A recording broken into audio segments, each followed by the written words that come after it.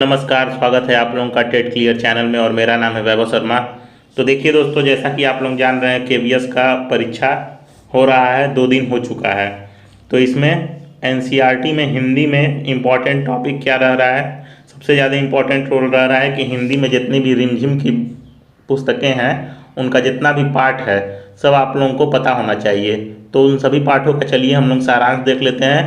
अभी इस वीडियो में हम लोग कक्षा 2 के पाठ 1 से 15 तक का सारांश देखेंगे। तो 15 पाठ हैं, इसमें सबका सारांश हम लोग जल्दी जल्दी देख लेते हैं। तो चलिए शुरू करते हैं वीडियो। देखिए चैप्टर 1 का नाम है ऊँट चला। ऊँट चला चैप्टर 1 का नाम है, तो ये नहीं पूछेगा कि चैप्टर 1 का क्या नाम है। तो इसमें देखिए ये एक कविता है, इसका सारांश हम लोग देख लेते हैं। देखिए क्या लिखा है, ऊँट चला प्रयाग शुक्ल द्वारा रचित कविता है। तो इसमें क्या बताया गया है? इसमें देखिए बताया गया है जो मेन टॉपिक है वही हम लोग देखते हैं। इसमें क्या बताया गया है कि एक ऊँट के क्रियाकलापों का इसमें वर्णन है। कवि क्या कहता है? कवि कहता है कि ऊँट हिलता डुलता चला जा रहा है, उसकी ऊंची गर्दन है और पीठ जो है उसकी ऊंची है। ये तो आप लोगों को नॉर्मल भी पता रहेगा बिना कविता पढ़े ही। और देखिए इसमें क्या है लिखा है, ऊँट बोझ लेकर बालू में चल सकता है। कवि कहता है कि जब ऊँट थक कर बैठ जाता है तो वह किस ओर करवट लेगा ये उसको नहीं मालूम, न उसको मालूम न किसी को नहीं मालूम। ठीक, तो इसमें क्या पूछ सकता है आपसे? इसमें आपसे पूछ सकता है कि ऊँट हिलते डुलते चलता है। अगर मान लीजिए आप लोगों को एक लाइन दे दे, ऊँट हिलता डुलता चलता है, ऐसा एक लाइन दे दे, तो इसमें पूछ सकता है कि ये किस कविता से ली गई है। तो ये आप लोगों को क्या बताना होगा? ये आप लोगों को बताना होगा कि ये ऊँट चला से ली गई है। डायरेक्ट क्वेश्चन इससे नहीं पूछेगा क्योंकि ये कविता है, तो इसमें यही चीज़ पूछेगा। तो देखिए इसमें अगर मान लीजिए पैराग्राफ एक दे देगा। पैराग्राफ क्या है? बालू है तो होने दो, बोझ ऊँट को ढोने दो, नहीं फंसेगा बालू में भी ऊँट चला। तो ऊँट चला से आप लोग जान जाइएगा कि ये ऊँट चला पाठ का है। तो चलिए नेक्स्ट देखते हैं हम लोग। नेक्स्ट है पार्ट 2। क्या है पार्ट 2? है भालू ने खेली फुटबॉल। तो भालू ने फुटबॉल खेली, ये वाला देखिए, भालू ने खेली फुटबॉल। इसका हम लोग देख लेते हैं, ये कहानी है, इसका सारांश देखिए। तो चलिए दोस्तों हम लोग देखते हैं इसका सारांश। सारांश क्या है? सर्दियों का मौसम था, चारों तरफ कोहरा छाया हुआ था। एक शेर का बच्चा गोल मटोल बनकर जामुन के पेड़ के नीचे सोया हुआ था। ठीक, तो देखिए वो किस पेड़ के नीचे सोया हुआ था शेर का बच्चा, ये आप लोगों से क्वेश्चन पूछ सकता है। तो आप लोग क्या लगाएंगे? जामुन के पेड़ के नीचे। तो चलिए नेक्स्ट देखते हैं क्या लिखा है आगे। आगे लिखा है, तभी एक भालू सैर करता हुआ जामुन के पेड़ के नीचे जा पहुंचा। फिर नेक्स्ट पढ़िए क्या लिखा है।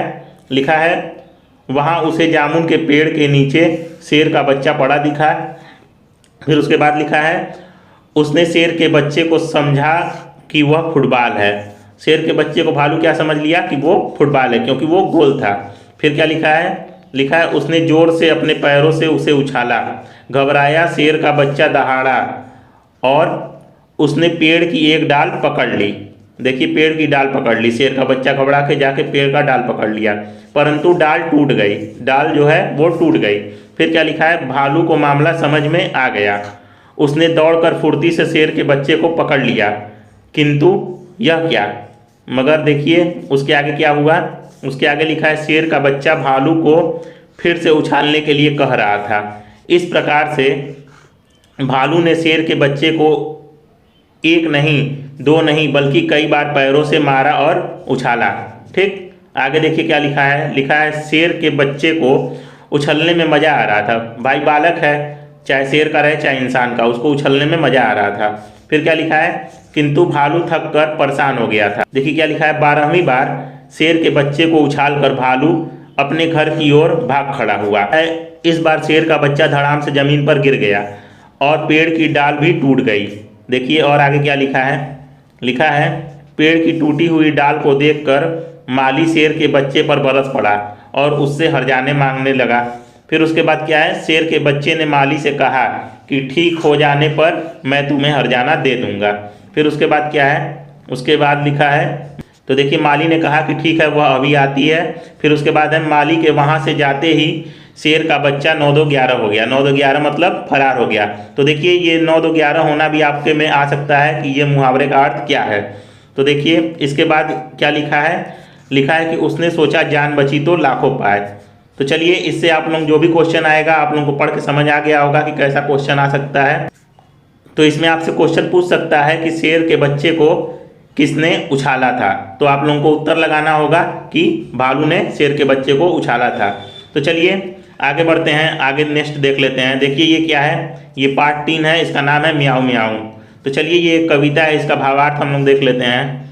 देखिए क्या लिखा है, इस कविता में एक चूहिया और बालिका के बारे में वर्णन किया गया है।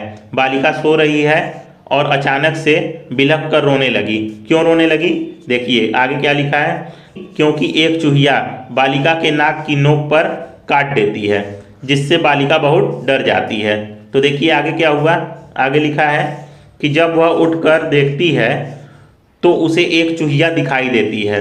चूहिया को देखकर बालिका थर थर काँपने लगती है। ठीक, फिर उसके बाद क्या है, उसके बाद है तभी लड़की के दिमाग में एक तरकीब सूझी। क्या सूझी, क्यों न चूहिया को डराया जाए, चूहिया को डराया जाए। देखिए वो कैसे डराती है, उसने मुंह से म्याऊं म्याऊं की आवाज़ निकालनी शुरू कर दी और चूहिया डर के भाग गई। भाई बिल्ली का आवाज़ सुनकर चूहा तो भाग ही जाएगा। तो देखिए इससे भी आपसे क्वेश्चन पूछ सकता है, इससे आपसे क्वेश्चन क्या पूछ सकता है कि म्याऊं म्याऊं जो कविता है उसमें की बालिका किससे डर गई, तो आप बताएंगे कि चूहिया से डर गई। या फिर एक और क्वेश्चन बना सकता है कि चूहिया और बालिका, या फिर एक और क्वेश्चन बना सकता है कि चूहिया और बालिका का किस कहानी में वर्णन है, तो आप लोगों को, या फिर एक और क्वेश्चन बना सकता है कि चूहिया और बालिका का किस कविता में रिमझिम में वर्णन किया गया है, तो आप लोग बताएंगे कि म्याऊं म्याऊं। तो चलिए नेक्स्ट देखते हैं, नेक्स्ट क्या है, नेक्स्ट है पार्ट 4। देखिए अधिक बलवान कौन, अधिक बलवान कौन, ये एक कहानी है। तो चलिए इसको हम लोग जल्दी जल्दी पढ़ लेते हैं। क्या लिखा है, यह कहानी सूरज और हवा के बीच छिड़ी बहस की है कि अधिक बलवान कौन है। किसके किसके बीच बहस छिड़ी थी, सूरज और हवा के बीच। अगर आपसे मान लीजिए कि अभी ये क्वेश्चन पूछ देता है, केबीएस में आपसे ये क्वेश्चन पूछ सकता है कि अधिक बलवान कौन नामक एक कहानी में किसके किसके बीच जंग छिड़ी हुई है या बहस छिड़ी हुई है, तो आप क्या लगाएंगे, सूरज और हवा के बीच। तो चलिए नेक्स्ट देखते हैं क्या लिखा है। यहाँ पे लिखा है हवा को अपने शक्तिशाली होने का घमंड था। एक बार हवा सूरज के पास आई और कहने लगी कि हम दोनों में अधिक शक्तिशाली कौन है। तो कौन किसके पास गया, सूरज के पास कौन गई, हवा गई। तो चलिए नेक्स्ट देखते हैं आगे क्या लिखा है। आगे लिखा है कि दोनों ही अपने को अधिक शक्तिशाली बता रहे थे। ठीक, तो देखिए और लिखा है अब कैसे निर्णय होता, तभी हवा की नज़र एक इंसान पर पड़ी। हवा ने कहा कि दोनों में से जो इस आदमी का कोट उतरवा देगा वह अधिक शक्तिशाली माना जाएगा। तो देखिए आगे क्या हुआ, आगे हुआ कि पहले हवा ने तेजी से चलना शुरू किया। आदमी की टोपी उड़ गई लेकिन वह कोट पकड़े रहा। तो देखिए आगे क्या हुआ, आगे हुआ कि अब हवा और तेज हो गई। तब वह आदमी कोट के बटन लगा लिए थे लेकिन हवा जोर से बहने पर वह जमीन पर गिर पड़ा, मतलब इंसान ही गिर गया जमीन पर। तो देखिए आगे क्या लिखा है, जमीन पर गिरने के बावजूद भी उसका कोट नहीं निकला। ठीक, नेक्स्ट देखिए, नेक्स्ट क्या लिखा है, लिखा है कि अब हवा ने सूरज से कहा कि अब तुम्हारी बारी है। सूरज ने तपना शुरू कर दिया। फिर देखिए क्या हुआ, आदमी गर्मी से परेशान हुआ तो उसने कोट का बटन खोल लिया। सूरज और तेजी से तपने लगा। तब गर्मी से परेशान होकर आदमी ने कोट को उतार दिया। तो देखिए आदमी कोट को उतार दिया किससे, सूरज से परेशान होकर। तो देखिए आगे क्या है, आगे लिखा है कि हवा ने हार स्वीकार कर ली और सूर्य को अधिक बलवान माना और उसे नमस्कार करके वहाँ से चला गया। तो आपसे पूछ सकता है कि अधिक बलवान कौन, इस कहानी में अधिक बलवान कौन है, तो आप लोगों को लगाना पड़ेगा कि सूरज अधिक बलवान है। तो चलिए नेक्स्ट कहानी देखते हैं। नेक्स्ट कहानी क्या है, नेक्स्ट कहानी है दोस्त की मदद। तो चलिए दोस्त की मदद को हम लोग देखते हैं। इसमें क्या है, लिखा है इस कहानी से आशय है कि विपत्ति में दोस्त की जान कैसे बचाई जा सकती है। ठीक, तो चलिए आगे देखते हैं क्या है इस कहानी में। तो देखिए क्या लिखा है, यहाँ पे लिखा है एक कछुआ किसी तालाब में रहता था तथा वहीं नज़दीक में मांद में एक लोमड़ी रहती थी। मतलब तालाब के बगल में एक मांद था, वहीं पर एक लोमड़ी रहती थी। तो चलिए आगे देखिए क्या है, आगे लिखा है दोनों में अच्छी दोस्ती हो गई थी, दोनों में अच्छी दोस्ती थी। फिर है एक दिन कछुआ लोमड़ी के पास आकर दोनों गप मारने लगे, मतलब दोनों आपस में बात करने लगे। फिर देखिए क्या लिखा है तभी वहां एक तेंदुआ आ धमका। लोमड़ी तो तुरंत अपनी माद में घुस गई, लेकिन कछुआ बेचारा अपनी सुस्त चाल के कारण पानी में न पहुंच सका। ठीक, आगे देखिए, आगे लिखा है और तेंदुए ने उसे पकड़ लिया और पास में ही एक पेड़ के नीचे ले गया। कछुआ जो है वो अपने अंदर सब अंग को सिकोड़ लिया। तो देखिए फिर क्या हुआ, फिर हुआ कि तेंदुआ उसकी खोल पर अपने नाखून गड़ाने की कोशिश करने लगा, लेकिन कछुआ की खोल को खरोच नहीं आई। ठीक, आगे देखिए, आगे लिखा है कि लोमड़ी यह सब देख रही थी। उसने सोचा कि कैसे कछुए को बचाया जाए, क्योंकि दोनों में दोस्ती थी। तो देखिए आगे क्या है, आगे है लोमड़ी ने तेंदुए से कहा, लोमड़ी ने तेंदुए से क्या कहा, लिखा है कछुए की खोल को तोड़ने का आसान उपाय बताती हूँ। क्या उपाय है, देखिए आसान उपाय क्या बता दी वो। उसने कहा कि कछुए को थोड़ी देर पानी में डाल दो, इससे उसका खोल मुलायम हो जाएगा और इससे आसानी से तोड़ पाओगे। ठीक, तो देखिए ये सुनकर तेंदुआ क्या किया, तेंदुए ने कछुए को पानी में फेंक दिया और कछुआ गायब हो गया। इस तरह लोमड़ी ने अपनी चतुर बुद्धि से कछुए की जान बचा ली और अपनी दोस्ती का धर्म भी निभा दिया। तो चलिए इस कहानी से आप लोगों को क्या क्या पूछ सकता है, इस कहानी से आप लोगों को पूछ सकता है कि देखिए डायरेक्ट आप लोगों को पाठ का नाम भी पूछा जा सकता है कि कछुआ और लोमड़ी की दोस्ती किस पाठ में बताई गई है। तो आप लोगों को बताना होगा कि ये पाठ का क्या नाम था। देखिए इस पाठ का नाम था दोस्त की मदद। तो चलिए नेक्स्ट देखते हैं, नेक्स्ट क्या है। नेक्स्ट देखिए, नेक्स्ट है पाठ, इसका नाम है बहुत हुआ। ये एक कविता है, तो इसका हम लोग भावार्थ देख ले रहे हैं। देखिए इसमें क्या लिखा है, इस कविता में अत्यधिक वर्षा से परेशान बच्चे अपने मन की व्यथा सुना रहे हैं। बच्चे बादल भैया से अनुरोध कर रहे हैं कि आपके लगातार बरसने से चारों तरफ कीचड़ ही कीचड़ हो गया है। तो चलिए आगे देखते हैं। आगे लिखा है सारा घर चू रहा है, सर छिपाने की भी जगह नहीं मिल रही है। बच्चे कह रहे हैं कि हमारी ऐसी हालत हो गई है जैसे पिंजरे में बंद तोता। ठीक, तो देखिए इसमें आप लोगों को क्या पूछ सकता है, इसमें आप लोगों से पूछा जा सकता है कि बच्चों की हालत कैसे हो गई है, और आप लोगों को लिख देगा कि बहता हुआ कविता के अनुसार बच्चों की हालत कैसी हो गई है। तो आप लोगों को बताना होगा पिंजरे में बंद तोते के समान बच्चों की हालत हो गई है। और देखिए क्या लिखा है, लिखा है आगे कि न तो खेलने की कोई जगह बची है, न ही कहीं जा सकते हैं, घर के अंदर ही बोर हो रहे हैं। फिर क्या है, बच्चे सूर्य देवता से प्रार्थना कर रहे हैं कि आप अपनी धूप खिलाओ, जिससे सड़कों पर बनी ये नदी और तालाब वाली स्थिति जल्द ही खत्म हो जाए। इसके लिए सभी लोग दुआ करें। ठीक, तो चलिए आगे देखते हैं हम लोग। आगे देख लीजिए, मेरी किताब नामक एक कहानी है, उसको हम लोग देखते हैं। कहानी का नाम है मेरी किताब। तो देखिए इसमें क्या है, लिखा है इस कहानी में एक लड़की है जिसका नाम क्या है, वीरू है। तो देखिए आपसे क्वेश्चन पूछ सकता है कि मेरी किताब नामक कहानी में लड़की का क्या नाम है, तो आपको बताना होगा कि उसका नाम वीरू है। ठीक, आगे देखिए आगे क्या है, लिखा है वह अपने मौसी के घर अपनी माता जी का संदेश लेकर जाती है। मौसी उसे प्यार से घर के अंदर बुलाती है और बैठक में लेकर जाती है। तो चलिए आगे देखते हैं आगे क्या होता है। आगे लिखा है बैठक में कदम रखते ही वीरू के कदम ठिठक गए। ठिठक गए मतलब एक तरह से ठिठक जाना, मतलब वहीं पे ठहर जाना, रुक जाना। तो चलिए आगे देखते हैं क्या हुआ। आगे लिखा है इतनी सारी किताबें उसने पहली बार देखी थी। फिर क्या है, उसने मौसी से पूछा क्या आपके पास बच्चों के लिए भी किताबें हैं। तो देखिए आगे मौसी क्या बोली, मौसी ने उसे ढेर सारी किताबें दिखाई। मौसी ने जब उसकी पसंद पूछी तो उसने कहा कि मुझे मालूम नहीं। मौसी ने कुछ किताबें वीरू को दिखाई, लेकिन क्या हुआ, तो देखिए मौसी ने उसे कुछ किताबें वीरू को दिखाई, उनमें से कुछ किताब वीरू को मौसी ने दिखाई, मगर वीरू ने क्या कहा कि यह तो बहुत मोटी हैं, कुछ को कहा कि यह तो बहुत पतली हैं, तीसरा का आकार बड़ा था। तो आपसे केबीएस में पूछा जा सकता है कि मौसी ने कुछ किताबें वीरू को दिखाई, वो किताबें कैसी थीं। तो आप लोगों को बताना होगा कि कुछ बहुत मोटी थी, कुछ बहुत पतली थी और कुछ का आकार बड़ा था। तो चलिए आगे देखते हैं। आगे है, मौसी ने नाराज होकर वीरू से कहा कि मैं तुम्हारे लिए किताब नहीं चुन सकती हूँ। मौसी ने क्या कहा कि मैं तुम्हारे लिए किताब नहीं चुन सकती हूँ, इसलिए जब अगली बार आएगी तो अपने साथ एक फूटा लेकर आना और नाप कर किताबें ले जाना। ठीक है। यह सुनते ही वीरू ने माँ के दिए हुए कागज को मेज पर रखा और भाग खड़ी हुई। तो चलिए आगे नेक्स्ट हम लोग पार्ट देखते हैं। तो देखिए हम लोग आगे का पार्ट देखते हैं। आगे का पार्ट क्या है, तितली और कली। ये 21 तारीख को ही आया था आप लोगों के फर्स्ट शिफ्ट में। तो चलिए ये एक कविता है, इसका हम लोग भावार्थ देखते हैं।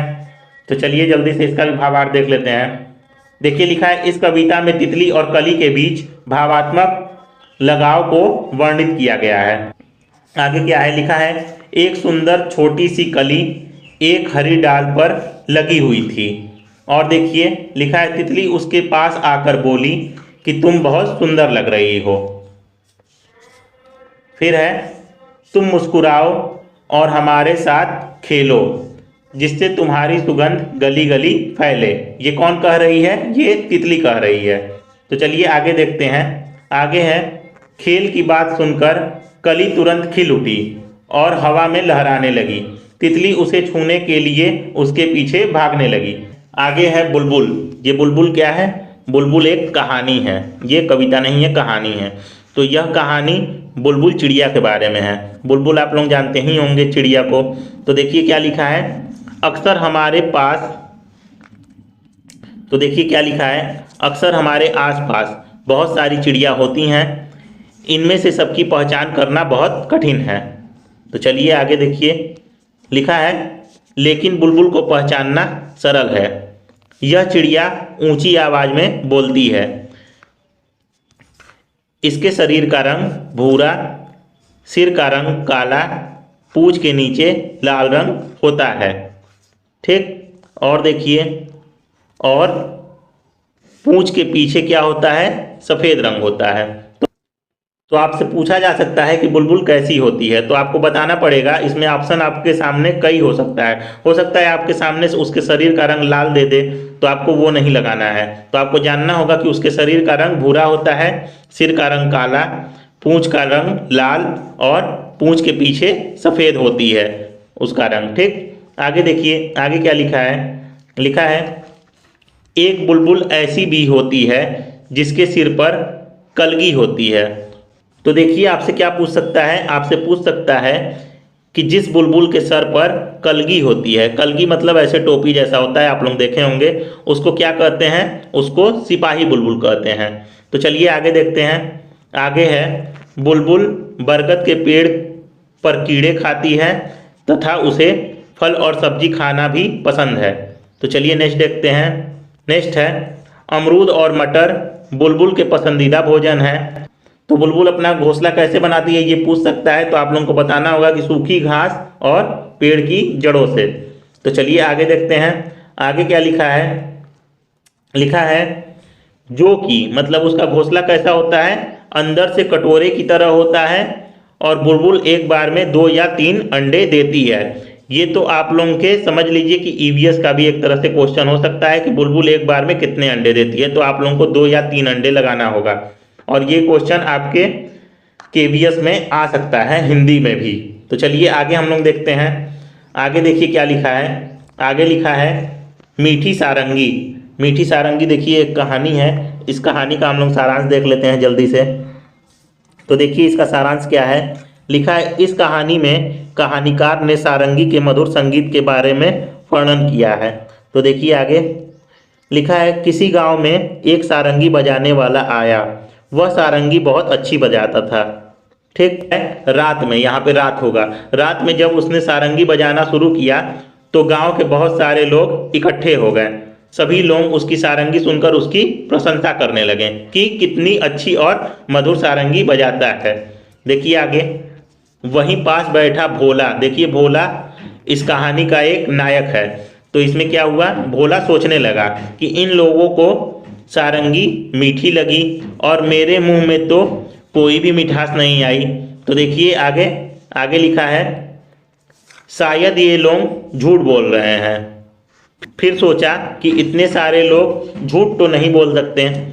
देखिए आगे क्या है, आगे है, वह सारंगी वाले के नज़दीक बैठ गया, फिर भी भोला को कोई मिठास नहीं आई। देखिए आगे क्या लिखा है, आगे लिखा है, रात के 3-4 बजे जब संगीत खत्म हुआ तो लोग घर न जाकर वहीं आंगन में सो गए। फिर क्या है, फिर है, सारंगी वाला भी अपनी सारंगी को कपड़े में लपेट कर सिरहाने रखकर सो गया। भोला के दिमाग में मिठास वाली बात घूम रही थी। उसने चुपके से सारंगी उठाई और उसे चाटने लगा। चलिए नेक्स्ट देखते हैं। नेक्स्ट लिखा है, पर उसकी जीभ पर मीठा स्वाद नहीं आया। तो देखिए क्या लिखा है, लिखा है, झुझलाकर उसने सारंगी को गांव के बाहर फेंक दिया। सुबह जब लोग उठे सारंगी गायब देखी तो परेशान हो गए और कहने लगे, क्या कहें कि इतनी मीठी सारंगी थी, पता नहीं कौन उठाकर ले गया। देखिए आगे क्या है, आगे लिखा है, भोला इस बात को सुनकर झुझला उठा और कहने लगा, खाक मीठी थी, तुम सब झूठ बोलते हो। लोगों को पता लग गया था कि आखिर इसने ही सारंगी के साथ कुछ गड़बड़ की है। तो फिर देखिए क्या है, उससे पूछा तो उसने बताया कि सारंगी उसने गांव के बाहर फेंक दी है। लोगों ने भोला की बेवकूफ़ी पर सर पीट लिया। तो देखिए इसमें सर पीटना का मतलब भी आप लोगों से पूछा जा सकता है। तो सर पीटना का मतलब आप लोगों को पता ही होगा, कमेंट बॉक्स में नीचे ज़रूर बताइएगा। तो चलिए नीचे देखते हैं और क्या है, नीचे है, तो देखिए एक और कविता है, टेसू राजा बीच बाजार। तो चलिए इसके बारे में हम लोग देख लेते हैं, इसका भावार्थ देख लेते हैं, खुद ही अंदाजा हो जाएगा कि कैसा क्वेश्चन पूछा जा सकता है। यह कविता कल्पना पर आधारित कविता है। इसमें एक पात्र है जिसका नाम टेसू राजा है।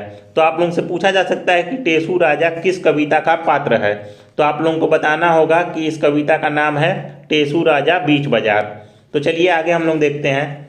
देखिए क्या है, वह बाजार के बीच में है और अनार खरीद रहा है।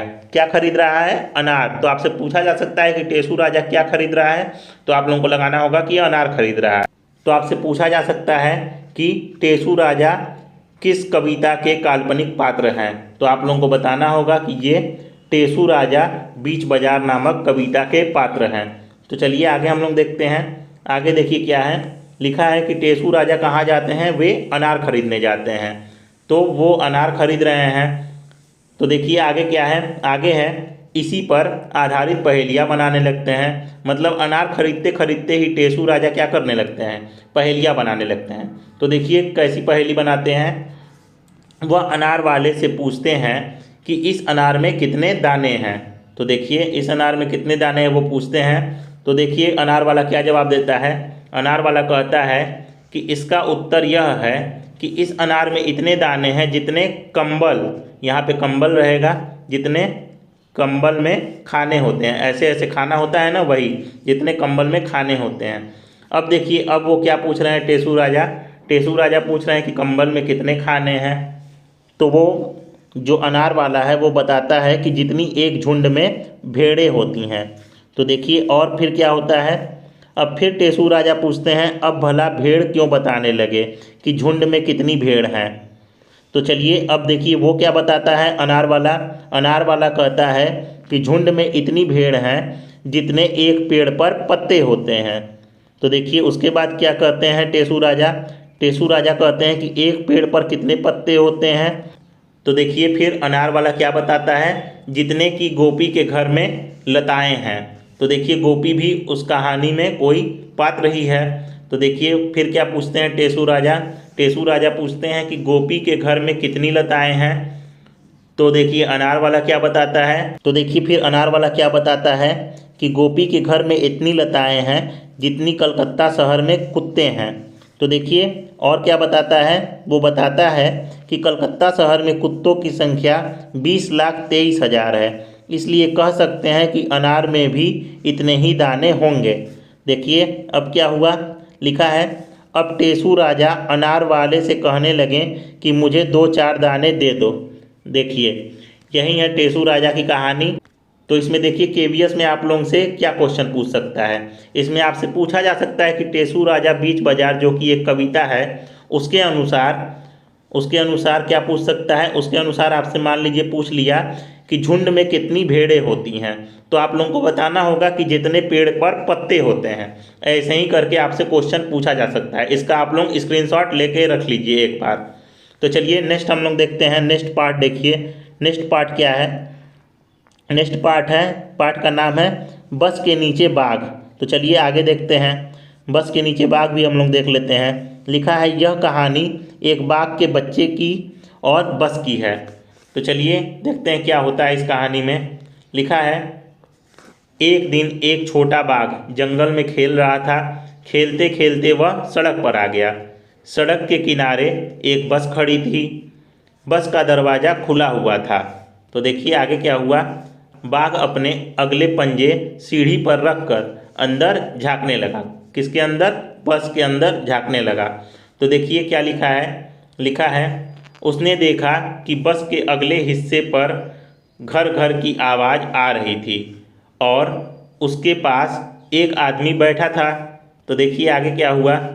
आगे है बाघ ने सारी बस को देखा तो उसे उसमें और भी लोग बैठे हुए दिखाई दिए। अचानक से बाघ ने देखा कि आगे वाला आदमी अपनी दाहिनी तरफ दरवाजे को खोलकर कूद गया। देखिए क्या है उसके बाद। लिखा है इसी तरह बाकी के लोग भी पिछले दरवाजे से कूद गए और बस खाली हो गई।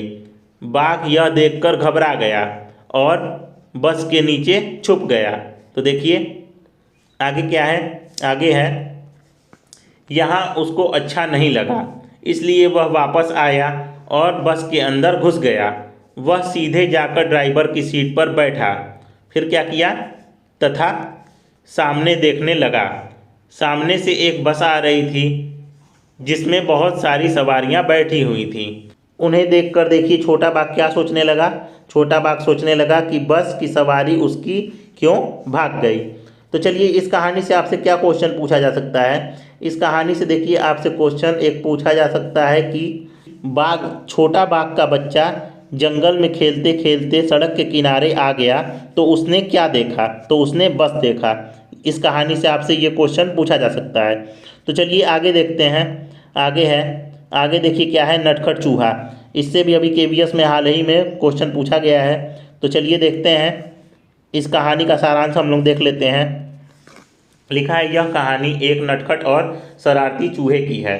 चूहा एक दिन सोचता है, क्या सोचता है कि बरसात के कारण बहुत दिन हो गए, बिल से बाहर नहीं निकल पाया, इसलिए वह तैयार होकर शहर की तरफ निकल गया। देखिए चूहा किस ओर निकल गया? चूहा शहर की ओर निकल गया।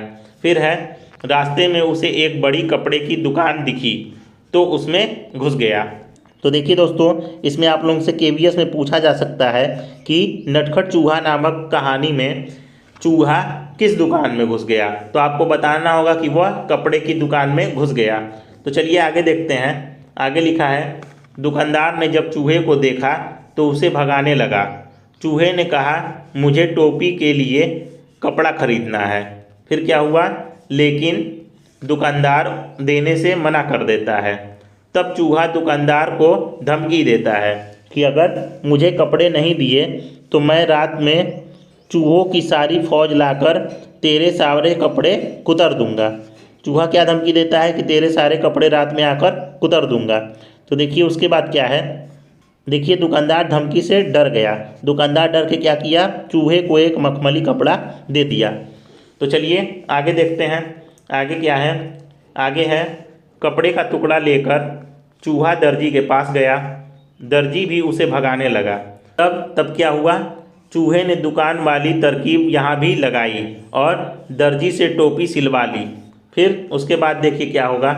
उसके बाद है इसी तरह से सितारे वाले से भी डरा धमकाकर टोपी पर सितारे जड़वा लिए।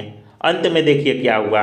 अंत में लिखा है कि अंत में राजा के पास जाकर उसे डराकर गद्दी से उतार दिया और स्वयं गद्दी पर बैठ गया। ठीक। फिर देखिए क्या है। फिर है तो फिर देखिए क्या हुआ, सुबह चूहा अपनी चमकीली टोपी को चमकाता हुआ अपने घर की ओर चल पड़ा। चूहा अपनी टोपी अपने दोस्त को दिखाना चाहता था। फिर देखिए लास्ट में क्या हुआ, लास्ट में यही है कि चूहा अपनी टोपी को किसको दिखाना चाहता था, दोस्त को दिखाना चाहता था। तो ये सब चमकीली टोपी वो अपने दोस्त को दिखाना चाहता था। ये आप लोगों से क्वेश्चन पूछ सकता है कि नटखट चूहा में चूहा अपनी टोपी को किसको दिखाना चाहता था, तो वो होगा कि दोस्त को दिखाना चाहता था। और एक क्वेश्चन पूछा जा सकता है, देखिए क्या क्वेश्चन पूछा जा सकता है कि देखिए यहाँ से भी क्वेश्चन पूछा जा सकता है कि कपड़े के टुकड़े को चूहा किसके पास लेके गया, तो आप लोगों को बताना होगा कि दर्जी के पास लेके गया। तो चलिए आगे देखते हैं, आगे क्या है। आगे देखिए ये लास्ट कहानी है। ये कौन सी कहानी है, इक्की दुक्की। तो चलिए इसको हम लोग देख लेते हैं। ये है कहानी, इसका सारांश देखते हैं। एक केस वाली और दोन केस वाली नामक दो बहनें थीं। तो इसमें आपसे पूछा जा सकता है कि एक केस वाली और दोन केस वाली नामक बहनें किस कहानी में थीं, तो आपको बताना होगा कि ये इक्की दुक्की कहानी में थीं। तो देखिए और क्या है, इसके बारे में हम लोग देख लेते हैं। दोनों अपनी अम्मा और बाबा के साथ छोटे से घर में रहती थीं। एक केस वाली के एक ही बाल थे, इसलिए उसे इक्की कहकर बुलाते थे। फिर उसके बाद देखिए, और ये है दोन केस वाली। दोन केस वाली के सिर पे कितने बाल थे, दो बाल थे, इसलिए उसे सब दुक्की कहकर बुलाते थे। दोन केस वाली बड़ी घमंडी थी। फिर देखिए क्या है आगे। अम्मा दोन केस वाली को दुनिया की सबसे सुंदर लड़की समझती थीं, किंतु बाबा को इन चीज़ों के बारे में सोचने का फुर्सत नहीं था। आगे देखिए क्या है, आगे है दुक्की हमेशा अपनी बहन पर रौब जमाती थी। मतलब वो जो दोन केस वाली थी वो एक केस वाली पे अपना रौब जमाती थी। फिर क्या है, एक दिन इक्की घने जंगल में गई। तो फिर देखिए क्या हुआ, लिखा है चलते चलते वह घने जंगल के बीच पहुंच गई। चारों तरफ सन्नाटा था। अचानक उसने एक आवाज़ सुनी। तो देखिए कौन सी आवाज़ सुनी, लिखा है मुझे प्यास लगी है, कोई पानी पिला दो। किसको आवाज़ सुनाई दी, मुझे प्यास लगी है, पानी पिला दो। ये किसको आवाज़ सुनाई दी, ये सुनाई दी इक्की को, एक केस वाली को ये आवाज़ सुनाई दी। तो देखिए क्या है, लिखा है इक्की ने चारों तरफ घूम कर देखा तो वहाँ कोई नहीं था। फिर उसने देखा कि सूखी हुई मुरझाई मेहंदी की एक झाड़ी के पत्ते फरफरा रहे थे। फिर देखिए क्या है, फिर लिखा है पास ही में पानी की धारा बह रही थी। इक्की चुल्लू भर पानी भरकर कई बार झाड़ी के ऊपर डाला। मेहंदी की झाड़ी ने इक्की को धन्यवाद दिया और देखिए क्या हुआ, और उसने कहा कि इस मदद को वो हमेशा याद रखेगी। तो आपसे पूछा जा सकता है कि इक्की ने किस पौधे पर पानी डाला, तो आप लोगों को बताना पड़ेगा कि वो पौधा मेहंदी का था। ठीक, देखिए और देखिए क्या है, और है इक्की आगे बढ़ी तो उसने सन्नाटे में एक आवाज़ सुनी, मुझे भूख लगी है। तो फिर क्या हुआ, मुझे कोई खाना खिला दो। ये आवाज़ फिर इक्की ने सुना। तो इक्की ने देखा कि एक मरियल सी गाय पेड़ से बनी हुई है। मरियल सी गाय मतलब गाय जो रही होगी वो बहुत भूखी प्यासी रही होगी, वो पेड़ से बनी हुई थी। इक्की ने घास फूस इकट्ठा करके गाय को खिलाया। आगे देखिए क्या है, आगे है उसके बाद उसने गाय के गले में बांधी रस्सी को खोल दिया। गाय ने इक्की को धन्यवाद दिया और कहा कि वह उसकी मदद को हमेशा याद रखेगी। तो देखिए आगे क्या हुआ, आगे है वह चलते चलते बहुत थक गई थी। तभी उसे एक झोपड़ी दिखाई दी। किसको, इक्की को। इक्की दौड़कर झोपड़ी तक गई और आवाज़ लगाई, कोई है। तभी क्या हुआ, तभी एक बूढ़ी अम्मा ने दरवाज़ा खोला और बोली, आ गई मेरी बच्ची। तो देखिए उसके बाद है कि वो बूढ़ी औरत क्या कही, मैं तुम्हारी ही राह देख रही थी, अंदर आ जाओ। फिर देखिए क्या है, इक्की को झोपड़ी के अंदर आकर बहुत अच्छा लगा। फिर देखिए लिखा है कि तब बूढ़ी अम्मा ने कहा, क्या कहा कि आओ बेटी, तुम्हारे लिए नहाने का पानी तैयार है। फिर लिखा है पहले अच्छी तरह से तेल लगाओ और उसके बाद नहा लो, फिर हम खाना खाएंगे। फिर इक्की ने क्या किया, इक्की ने बूढ़ी अम्मा की बात मान ली। फिर इक्की ने जैसे ही अपना सिर तौलिए से हटाया, उसके सिर पर एक नहीं बहुत सारे बाल आ गए थे। इक्की की खुशी का ठिकाना नहीं था। देखिए आगे क्या हुआ। आगे है, उसने बूढ़ी अम्मा को धन्यवाद दिया। बूढ़ी अम्मा ने मुस्कुराते हुए कहा कि अब तुम घर जाओ बेटी और हमेशा खुश रहो। देखिए फिर है, फिर लिखा है, इक्की सरपट अपने घर की तरफ चल पड़ी।